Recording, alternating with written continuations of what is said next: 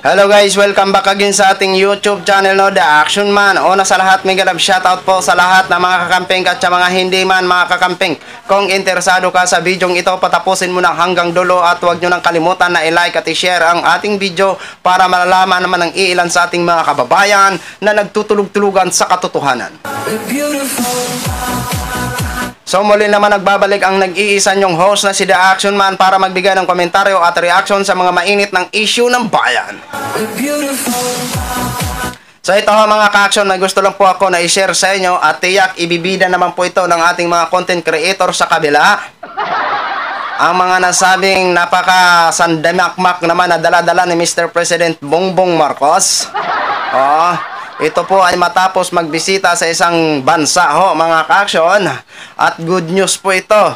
Napakasarap po, good news. At ito talaga ay iko-content naman po ito lahat ng mga content creator na mga pulangaw. At ito ay ibibida naman sa kanilang mga social media platform.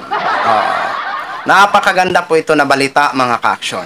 Para lubos natin maunawaan, panoorin at pakinggan na natin ang nasabing video.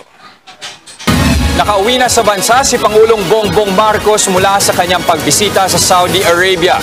Bukod sa mga naiuwing investment pledges, ibinida rin ng Pangulo na posible rin bawiin na ang deployment ban ng mga Pinoy sa Kuwait.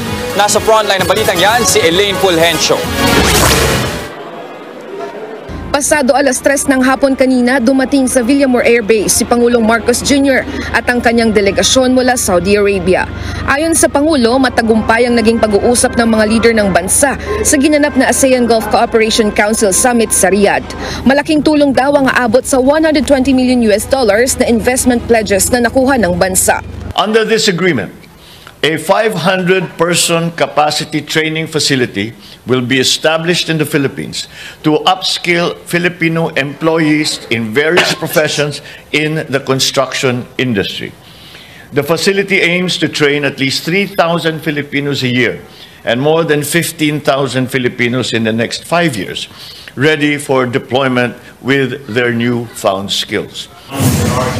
Mayroon pang 3 business-to-business agreements ang DTI at Saudi business leaders kung saan tututukan naman ang healthcare, hotel and restaurant at maintenance and operations. Maging ang usapin sa employment ban sa Kuwait na talakay ni PBBM kasamang Crown Prince ng Kuwait.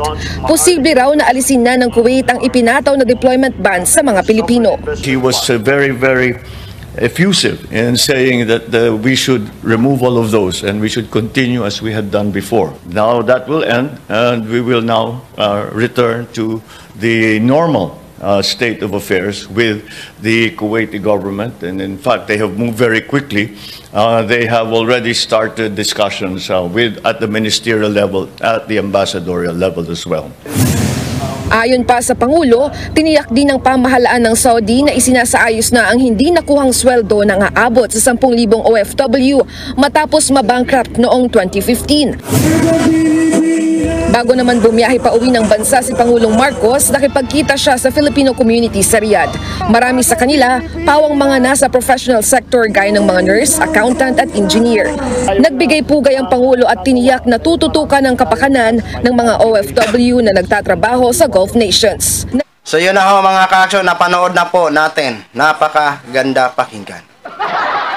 120 million na tumataging-ting na investment ang dala-dala ni Mr. President Bongbong Marcos magmula sa Saudi Arabia, ngunit pledges. Parang pangako lang ba? Wala pang kasiguruhan ang nasabing investment. Pero ang pamasahe ni Mr. President Bongbong Marcos hindi na mababawi. Magmula po yun sa kaban ng bayan At ito naman ang hinihintay ng mga content creator na mga pulangot. Ang ibibida sa kanila. Sasabihin naman nila, ikaw na talaga Mr. President ang sakalam. Lahat ng mga bansa na pinupuntahan mo ay napakaganda at marami kang pledges na dala-dala. Diba? Ang sarap sana pakinggan, no? Kasi bawing-bawi ang pamasahe ni Mr. President Bongbong Marcos. Ang problema nga lang at ang tanong natin, kung kailan po ba ito makakamtan ng taong bayan. Kasi puro naman pledges eh. Wala pang kasiguruhan yan kasi pledges nga. Pero sa mga pulangot, 100% sure na sure. Di ba? Yun ang ano natin. Yun si Mr. President Bongbong Marcos. Kapag mangako. Milyon-milyon-milyones ang dinadalang mga investment.